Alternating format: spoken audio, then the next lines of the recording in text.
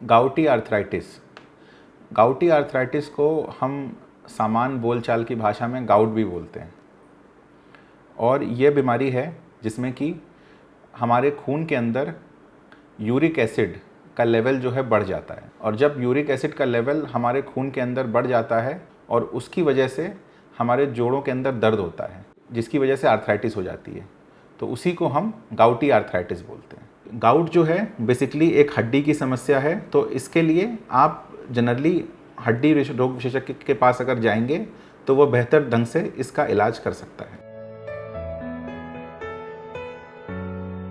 गाउटी arthritis के लक्षण के अंदर सबसे जो कॉमन लक्षण है वो है अचानक से जोड़ों के अंदर दर्द होना, और जोड़ के अंदर भी जो सबसे कॉमन जोड़ है जिसमें सबसे ज़्यादा दर्द होता है वो होता है हमारे पैरों के अंगूठे का जोड़, जिसमें कि अचानक से बहुत तेज़ दर्द उठता है कई बार, और घुटने और जो जोड़ हैं वो सूजन आ जाती है उनके अंदर और वो काफ़ी लाल हो जाते हैं, और दर्द इस तरीके का रहता है कि अगर हम टच भी करते हैं तो बहुत तेज़ दर्द होता है। तो पंजों के अंदर, अंगूठे के अंदर दर्द आ जाता है, पंजों के अंगूठे में। इसके अलावा हमारे एड़ियों में, हमारे घुटने में, हमारी कोहनी में भी आर्थराइटिस का दर्द हो सकता है।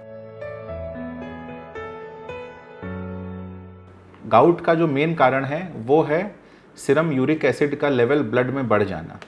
अब थोड़ा सा इसमें हमें समझना पड़ेगा कि सीरम यूरिक एसिड कैसे बनता है और किस तरीके से इसका लेवल बढ़ सकता है। सीरम यूरिक एसिड बेसिकली हमारी बॉडी में जब प्रोटीन का मेटाबॉलिज्म होता है तो उससे कन्वर्ट होके वो बनता है serum uric acid.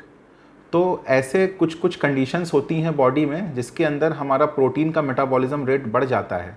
For example, अगर कोई इंसान बहुत ज़्यादा प्रोटीन खा रहा है, स्पेशली रेड मीट, बॉडी के अंदर प्रोटीन का मेटाबॉलिज्म बहुत ज़्यादा होता है और यूरिक एसिड का लेवल बढ़ जाता है। इसके अलावा कुछ लोग जो मदिरा वगैरह का सेवन करते हैं तो उनके अंदर भी यूरिक एसिड का लेवल बढ़ा हुआ पाया जाता है। यही कारण भी था कि पुराने ज़माने में गाउट को हम बोलते थे राजाओं की बीमारी, क्योंकि मुख्यतः ये बीमारी राजाओं में मिलती थी। क्यों? क्योंकि अत्यधिक मदिरा सेवन और अत्यधिक नॉनवेज खाने की वजह से। बट आज के ज़माने में अगर मैं बात करूँ तो इसके और भी कारण हो सकते हैं, जैसे कि ठीक है, प्रोटीन ज़्यादा अगर हम अपनी डाइट में ले रहे हैं किसी भी फॉर्म के रूप में तो उसकी वजह से भी हो सकता है।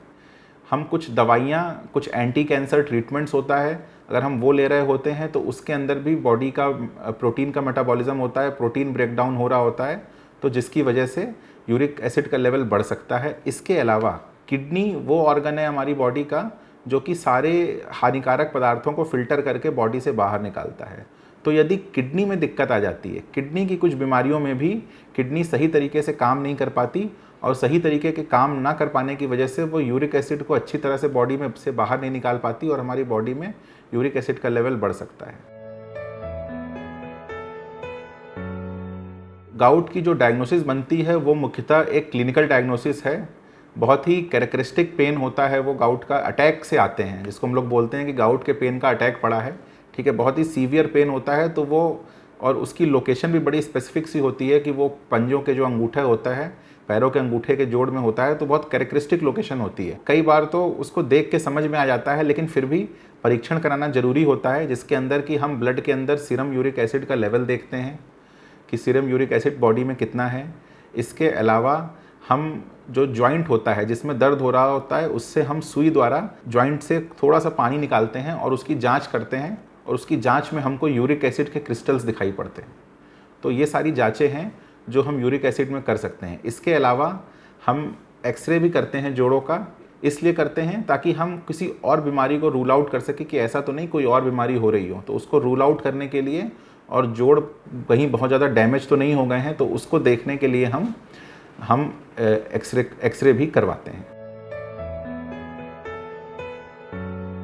इसके ट्रीटमेंट में मुख्यतः 2 प्रकार से हम इलाज इसका करते हैं। सबसे पहला जो ट्रीटमेंट प्रोटोकॉल होता है वो होता है कि जब मरीज़ हमारे पास आया है और जिसको बहुत तेज़ दर्द हो रहा है, उसके गाउट के पेन का अटैक पड़ा हुआ है, तो हमारा पहला काम होता है उसको उस दर्द से मुक्ति दिलाना। तो उसके लिए जो गाउट का अटैक है उसके ट्रीटमेंट के लिए जो हम मुख्यतः दवाई देते हैं उसके अंदर मुख्यतः आती हैं एनसेड्स, या हम जिसको नॉर्मल बोलचाल की भाषा में हम पेन किलर बोलते हैं। जो नॉर्मल पेन किलर मिलती हैं और ये सारे जो दवाइयाँ हैं ये हम इस्तेमाल कर सकते हैं मरीज के पेन को कम करने में। इसके अलावा अगर मरीज को आराम नहीं मिल रहा होता है तो हम स्टेरॉयड भी ऐड करते हैं। स्टेरॉयड हम लो डोज में, काफ़ी लो डोजों में हम स्टेरॉयड भी स्टार्ट करते हैं, जिससे कि पेशेंट के इन्फ्लेमेशन को और पेशेंट के दर्द को कम किया जा सके। उसके साथ साथ सपोर्टिव ट्रीटमेंट भी देते हैं। तो ये सारा ट्रीटमेंट जो है ये गाउट के एक्यूट अटैक के लिए होता है। इसके इलाज का एक दूसरा फेज़ भी होता है जिसमें कि हम ये कोशिश करते हैं कि पेशेंट को दोबारा गाउट का अटैक ना पड़े। अब दोबारा गाउट का अटैक ना पड़े, इसके लिए हमें क्या करना है? इसके लिए हमें मरीज के यूरिक एसिड के ब्लड लेवल को कम रखना है, ताकि मरीज का यूरिक एसिड का जो लेवल है वो ब्लड में कम से कम बना रहे। तो उसके लिए कुछ हम दवाइयाँ भी लिखते हैं और इसके अलावा हम मरीज को कुछ परहेज भी बताते हैं। तो ये सारी ही चीज़ें हम करते हैं, तब जाके सेकेंड फेज़ कंप्लीट होता है। तो सेकेंड फेज़ के अंदर मैं अगर बात करूँ, जो दवाइयाँ हैं, मुख्यतः 2 दवाइयों का इस्तेमाल किया जाता है। ये दोनों ही दवाइयाँ बॉडी में यूरिक एसिड का प्रोडक्शन कम करती हैं, तो जिसकी वजह से जब यूरिक एसिड कम बनेगा तो गाउट का अटैक पड़ने के चांसेस कम हो जाते हैं। इसके अलावा एक और ड्रग भी है जो हम यूज़ करते हैं ताकि गाउट का अटैक दोबारा से ना आ सके। इसके अलावा हम मरीज की खान पान की आदतों को और मरीज की जो डेली जो उसकी जो चीज़ें वो खा रहा है उसको भी मॉनिटर करते हैं और उसमें भी हम चेंजेस लेके आते हैं, ताकि मरीज के अंदर जो इंटेक है प्रोटीन का वो थोड़ा सा कम कर सकें। फॉर एग्जांपल, पेशेंट अगर अल्कोहल ले रहा है तो हम उसको मना करते हैं कि नहीं, ये सब उसको नहीं लेना है। इसके अलावा अगर मैं बात करूं रेड मीट, पेशेंट को बिल्कुल मना कर देते हैं कि रेड मीट आपको नहीं लेना है। इसके अलावा सी फूड वगैरह भी होता है। सी फूड के अंदर आपका जो भी मछलियाँ वगैरह होती हैं वो मना होती हैं। इसके अलावा कुछ वेजिटेबल डाइट्स भी हैं जिसकी वजह से गाउट में प्रोटीन का लेवल बढ़ सकता है और यूरिक एसिड का लेवल बढ़ सकता है। जैसे कि हरी सब्जियों जैसे ब्रोकली है, पालक वगैरह से भी कई बार यूरिक एसिड का लेवल थोड़ा सा बढ़ सकता है। इसलिए कोशिश करनी चाहिए कि इनका जो उपयोग है वो बहुत ज़्यादा ना हो। हालांकि अभी हाल फिलहाल की रिसर्च में ये बताया गया है कि जो वेजिटेबल खाना है उससे गाउट के लेवल पे बहुत ज़्यादा, यूरिक एसिड के लेवल पे बहुत ज़्यादा फ़र्क नहीं पड़ता है, लेकिन फिर भी हाँ थोड़ा सा फ़र्क है। तो अगर हम अवॉइड कर सकते हैं या अपने उस इंटेक को कम कर सकते हैं तो हम उसको कम करने की कोशिश करते हैं।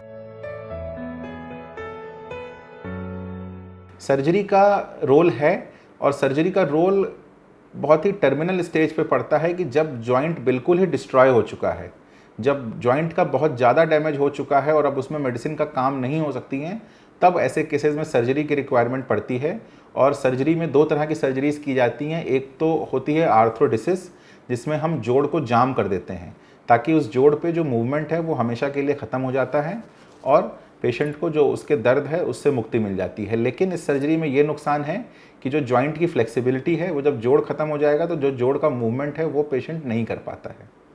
तो इसके अलावा एक दूसरी सर्जरी भी है जिसको हम बोलते हैं स्मॉल जॉइंट रिप्लेसमेंट। तो स्मॉल जॉइंट रिप्लेसमेंट करते हैं। हालांकि ये बहुत ही लिमिटेड सेंटर्स पे की जाती है और बहुत ही एडवांस्ड वर्जन की सर्जरी है, बट हाँ ये 2 ऑप्शन हैं जो अभी अवेलेबल हैं आज के टाइम पे, जिनसे कि हम एंड स्टेज पे जाके गाउट के हम ये सारी सर्जरीज करते हैं।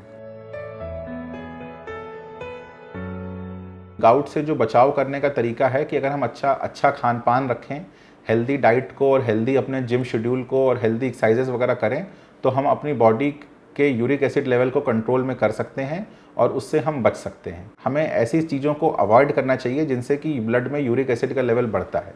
जैसे कि मैं अगर बात करूं रेड मीट आपका मटन में होता है, तो वो रेड मीट आपको अवॉइड करना है। इसके अलावा अगर मैं चिकन वगैरह की बात करूं तो उसके अंदर लीवर में, गुर्दे में, किडनी वगैरह जो लोग सेवन करते हैं तो उनके अंदर जो यूरिक एसिड का लेवल बढ़ने के चांसेस रहते हैं, तो उसको थोड़ा सा अवॉइड करना चाहिए। इसके अलावा अगर बात करूं हाई प्रोटीन पनीर है, दाल है, जो लोग अत्यधिक सेवन करते हैं, नॉर्मल इंटेक से फ़र्क नहीं पड़ता। अगर कुछ लोग बहुत ज़्यादा खा रहे हैं और उनको लग रहा है कि उनको दिक्कत हो रही है तो उसको परहेज कर लेना चाहिए, उससे बचना चाहिए। इसके अलावा जैसा कि मैंने बताया हरी पत्ती जैसे पालक है, ब्रोकली है, इन सब में भी यूरिक एसिड का लेवल बढ़ने की संभावना रहती है। तो ऐसी डाइट को थोड़ा सा संतुलित मात्रा में लेना चाहिए, बहुत ज़्यादा एक्सेस में लेने की ज़रूरत नहीं है। इसके अलावा जो लोग मदिरा सेवन करते हैं तो हमें मदिरा सेवन से बचना चाहिए, क्योंकि उससे यूरिक एसिड का लेवल बढ़ने की बहुत ज़्यादा चांसेस रहते हैं। इसके अलावा जो लोग फ्रूट जूस लेते हैं, फ्रूट जूस के अंदर में, सोडा के अंदर में, कोल्ड ड्रिंक्स के अंदर सेवन करने से भी यूरिक एसिड का लेवल बहुत तेज़ी से बढ़ता है, तो इनको भी अवॉइड करना चाहिए। यदि हम ये सब चीज़ें करेंगे तो हम यूरिक एसिड के लेवल को काफ़ी हद तक कम कर सकते हैं। इसके अलावा पानी का इंटेक बढ़ाना चाहिए बॉडी में, क्योंकि पानी जितना ज़्यादा जाएगा, जितना अच्छे से पानी जाएगा, तो वो किडनी अच्छे से काम करती है और यूरिक एसिड को बॉडी में निकालने में उसको हेल्प मिलती है। तो ये सारी चीज़ें करके हम गाउट के अटैक को कम कर सकते हैं, गाउट से हम बच सकते हैं।